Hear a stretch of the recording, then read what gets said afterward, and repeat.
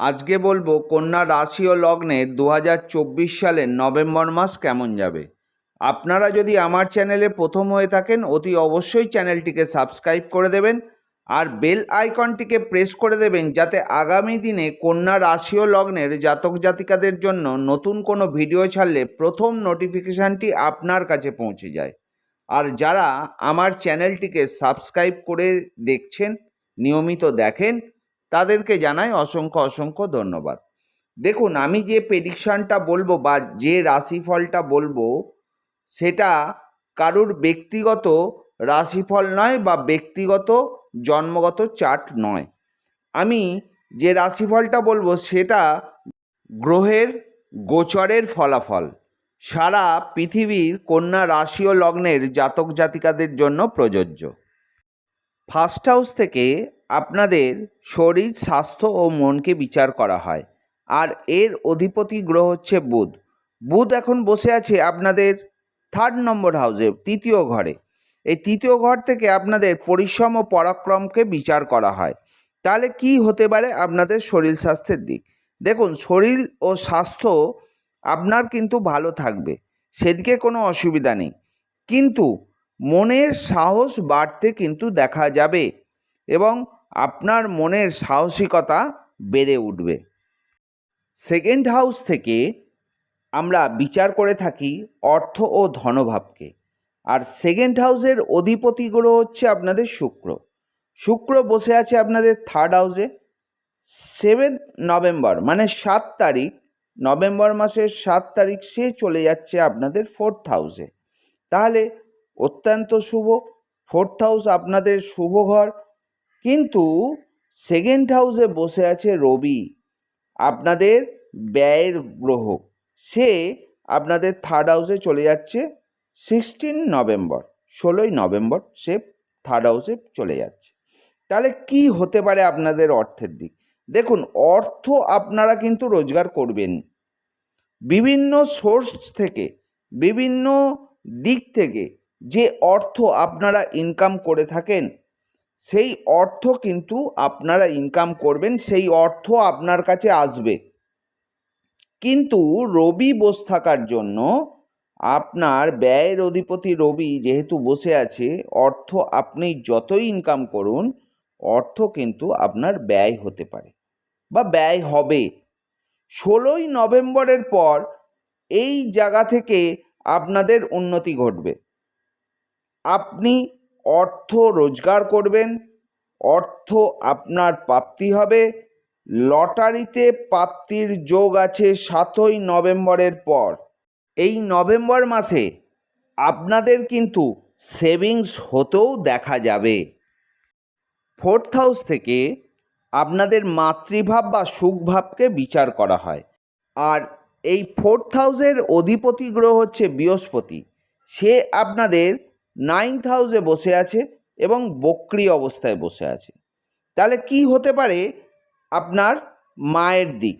দেখুন, আপনার মায়ের শরীর স্বাস্থ্যের অবনতির যোগ দেখা যায়, বা আপনার মায়ের শরীরে বা স্বাস্থ্যে ছোটোখাটো সমস্যা দেখা দিতে পারে। মায়ের সঙ্গে আপনার বন্ডিং ভালো নাও থাকতে পারে, বা আপনার মায়ের সঙ্গে আপনার মনোমালিন্যের যোগ দেখা যায়। আবার মায়ের তরফ থেকে কোনো প্রাপ্তিও কিন্তু আপনি নাও পেতে পারেন। মায়ের দিক থেকে যে আমরা সুখ অনুভব করি, যে সুখ প্রাপ্তি করি, সেই সুখ থেকে আপনি কিন্তু বঞ্চিত হবেন। 5th হাউস থেকে আপনাদের প্রেম, বিদ্যা ও সন্তানকে বিচার করা হয়। এর অধিপতি গ্রহ হচ্ছে শনিদেব। শনিদেব এখন বক্রী অবস্থায় আছে। 15ই নভেম্বর আবার মার্গী হচ্ছেন বা সক্রিয় আবার হচ্ছেন। তাহলে কি হতে পারে প্রেম, বিদ্যা, সন্তানের দিক? দেখুন, প্রেমে যারা আবদ্ধ আছেন এই সময় অনেকের প্রেম বিচ্ছেদ হয়েছে, অনেকের প্রেমে মনোমালিন্যের যোগ হয়েছে, অনেকের প্রেমে রাগ অনুরাগের পালা চলেছে। কিন্তু 15ই নভেম্বরের পর প্রেম সংক্রান্ত ব্যাপারে খুবই শুভ। আপনাদের মধ্যে বন্ডিং খুব সুন্দর তৈরি হবে, আপনাদের মধ্যে প্রেম উপচে পড়বে, আপনাদের মধ্যে প্রেমের সম্পর্কের গভীরতা বাড়বে। আর যারা নতুনভাবে প্রেম করতে চাইছেন, 15 তারিখের পর, নভেম্বরের 15 তারিখের পর শুভ সময় আপনারা সাকসেস পাবেন। এবার বলি আপনাদের বিদ্যার দিক। যারা বিদ্যার্থী তারা অনেক কিছু সাফার করেছেন এতদিন, তবে এবার সময় আসছে 15ই নভেম্বরের পর আপনি বিদ্যা ভালোভাবে অর্জন করতে পারবেন। কেউ যদি কোনো জায়গায়, কোনো বিদ্যার্থী কোনো জায়গায় অ্যাডমিশান নিতে চাইছেন, কোনো জায়গায় ভর্তি হতে চাইছেন, 15ই নভেম্বরের পর খুব সুন্দর সময়। আপনারা যে কোনো জায়গায় অ্যাডমিশান নিতে পারেন, নির্দ্বিধায় নিতে পারেন। আর যারা চাকরির পরীক্ষা দিচ্ছেন, 15ই নভেম্বরের পর আপনার চাকরির পরীক্ষার সাকসেস দেখা যায় বা আপনি সাকসেস পেতে পারেন। এবার বলি সন্তানের দিক। যারা অনেক দিন ধরে সন্তান সুখ পেতে চাইছেন বা সন্তান নিতে চাইছেন, তাদের ক্ষেত্রে বলবো সময় এসছে, আর চিন্তা করার কারণ নেই। আপনাদের সন্তান সুখ বা সন্তান প্রাপ্তি হবে। 15ই নভেম্বরের পর চেষ্টা করুন, আপনার কিন্তু অনায়াসেই সন্তান প্রাপ্তি হবে। সন্তান সুখ থেকে আপনি কিন্তু বঞ্চিত হবেন না। আর যাদের সন্তানের বয়স 18-র তলায়, তাদের সন্তানের শরীর স্বাস্থ্যও কিন্তু 15ই নভেম্বরের পর খুব ভালো থাকবে। একটা কথা মন দিয়ে শুনুন, যারা কোনো ঋণগ্রস্ত হয়েছেন, যারা কোনো মামলা মোকদ্দমায় জড়িত হয়ে গেছেন, 15ই নভেম্বরের পর এর থেকে মুক্তি পাবেন। 15ই নভেম্বরের পর আপনার মামলা থেকে আপনি মুক্তি পাবেন এবং আপনার মামলায় আপনি জয়ী হবেন।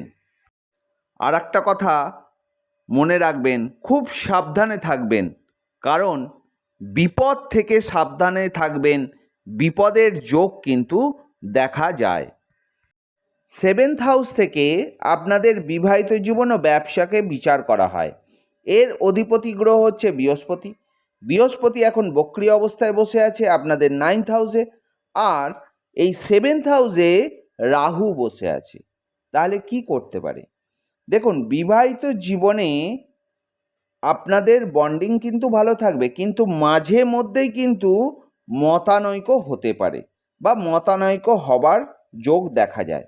আবার আপনি কিন্তু পরকীয়া প্রেমে লিপ্ত হতে পারেন বা আপনার বৈবাহিক সম্পর্কের বাইরে কোনো নতুন কোনো সম্পর্ক তৈরি হতে পারে। যারা বিবাহ করতে চাইছেন, এই সময় বিবাহ না করাই ভালো, কারণ সময়টা ভালো নয়। কারণ আপনার 7ম হাউসে রাহু বসে আছে। আপনি বিবাহ করলেন, হয়তো সেই বিবাহ রাহুর দ্বারা ডিভোর্স পর্যন্ত পৌঁছে যেতে পারে। এবার বলি ব্যবসা। যারা বিজনেস করছেন বা ব্যবসায় লিপ্ত আছেন, তাদের ক্ষেত্রে বলবো ব্যবসায় মাঝে মধ্যেই কিন্তু আপনার উন্নতি হবে, আবার মাঝে মধ্যেই কিন্তু আপনার অবনতির যোগ দেখা যায়। মার্কেটে পয়সা আটকে যেতে পারে, আবার কাস্টমারের সঙ্গে আপনার সুসম্পর্ক বজায় নাও থাকতে পারে। তবে রাহু বসে থাকার জন্য ব্যবসায় অর্থ কিন্তু আপনার আসবে, সেই অর্থ কিন্তু আপনার কাছে থাকবে না। আপনার ব্যবসার সেই অর্থ কিন্তু খরচ হয়ে যাবে। আর যারা নতুন করে বিজনেস করতে চাইছেন, এই সময়টা ভালো নয়, না করাটাই ভালো, না করাটাই শ্রেয়। আর যারা কোনো জায়গায় লগ্নি করতে চাইছেন বা কোনো শেয়ার মার্কেটে লগ্নি করতে চাইছেন, এই সময় করবেন না। কারণ রাহু যেহেতু বসে আছে, আপনাকে একটা ভ্রমের মধ্যে ফেলে রাখবে, আপনাকে একটা মরীচিকা দেখাবে, কিন্তু আলটিমেট দেখবেন আপনি যেটা পেলেন পুরোটাই কিন্তু আপনার কাছ থেকে চলে যাবে। 9th হাউস থেকে আপনাদের ভাগ্য, পিতৃভাব ও সম্পত্তিকে বিচার করা হয়। আর এই 9th হাউসের অধিপতি গ্রহ হচ্ছে শুক্র। শুক্র এখন বসে আছে আপনাদের 3rd হাউসে। 7ই নভেম্বর সে চলে যাচ্ছে আপনাদের 4th হাউসে। তাহলে কি হতে পারে? দেখুন, ভাগ্য আপনার সহায় থাকবে। ভাগ্যের জোরে আপনি কিন্তু অনেক কিছু প্রাপ্তি করতে পারবেন। ভাগ্যের জোরে আপনার সমস্ত কাজ সাকসেস হবে। ভাগ্যের জোরে আপনি এই সময় কোনো জায়গায় ঘুরতে যেতে পারেন, খুবই শুভ। এই সময় আপনার বাড়িতে কোনো পূজা অর্চনা করতে পারেন, খুবই শুভ। এবার বলি পিতৃভাব। দেখুন, আপনার বাবার সঙ্গে আপনার বন্ডিং খুব ভালো থাকবে। বাবার শরীর স্বাস্থ্যের দিকেও কিন্তু খুবই শুভ। যদি কারোর বাবা অনেক দিন ধরে অসুস্থতায় ভুগছিলেন, এই সময় কিন্তু তার শরীর স্বাস্থ্যের উন্নতি ঘটবে। এবার বলি সম্পত্তির দিক। দেখুন, এই সময় অর্থ তো আপনি ইনকাম করছেন, অর্থ তো আপনার কাছে আসছে। সেই অর্থের দ্বারা যাদের অনেক দিনের মনস্কামনা যে আপনারা কোনো সম্পত্তি কিনবেন, সম্পত্তি বলতে জমি, গাড়ি, বাড়ি, আপনাদের মনস্কামনা পূরণ হবে। আপনারা কিন্তু যে কোনো জমি, বাড়ি, গাড়ি কিনতে পারেন এবং আপনি কিন্তু সম্পত্তির মালিকানা পেতে চলেছেন। সে পিতার দিক থেকেও হোক বা আপনার নিজের অর্থের দিক থেকে হোক, আপনি কিন্তু সম্পত্তির মালিক হবেন। 10th হাউস থেকে আপনাদের কর্মকে বিচার করা হয়, আর এই কর্মের অধিপতি গ্রহ হচ্ছে বুধ। বুধ বসে আছে আপনাদের 3rd হাউসে, পরিশ্রম ও পরাক্রমের ঘরে। তাহলে কি হতে পারে আপনাদের কর্মের দিক? দেখুন, আপনার কর্মে মানে কর্ম যারা করছেন, বাড়িতে যারা কাজ করেন তারাও কর্ম করছেন, যারা অফিসে কাজ করেন তারাও কর্ম করছেন, আবার যারা রাজনৈতিক ক্ষেত্রে যুক্ত তারাও কিন্তু কর্ম করছেন। যারা বাড়িতে কাজকর্ম করছেন তাদের কিন্তু একটু প্রেশার থাকবে, আপনার বাড়ির পরিবেশে একটু প্রেশার থাকবে। যারা অফিসে কাজ করছেন, সেম আপনার ঊর্ধ্বতন ব্যক্তির দ্বারা বা আপনার বসের দ্বারা আপনার কর্মের জায়গায় কিন্তু প্রেশার থাকবে। এই সময় আপনি কিন্তু আপনার সহকর্মীদের কাছ থেকে কোনো সহযোগিতা পাবেন না। আর যারা নতুন কর্ম খুঁজছেন, চেষ্টা করুন, কারণ আপনার তো মনের সাহস বেড়েছে, আপনি চেষ্টা করবেনই মনের সাহসিকতার জন্য। সাকসেস পেলেও কিন্তু পেতে পারেন।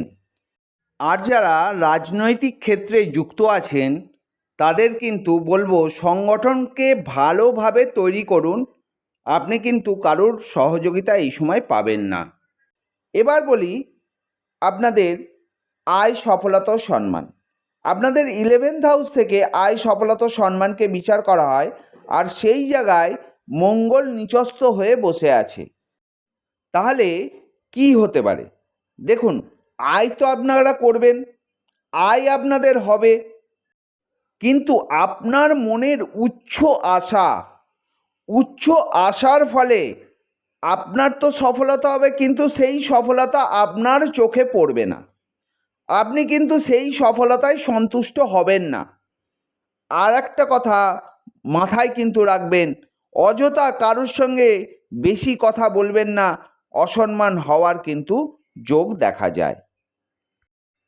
এই ছিল 2024 সালের নভেম্বর মাসের কন্যা রাশি ও লগ্নের জাতক জাতিকাদের রাশিফল। আর অতি অবশ্যই লাইক করতে ভুলবেন না। আর সব শেষে বলি, ভালো থাকবেন, সুস্থ থাকবেন, সাবধানে থাকবেন।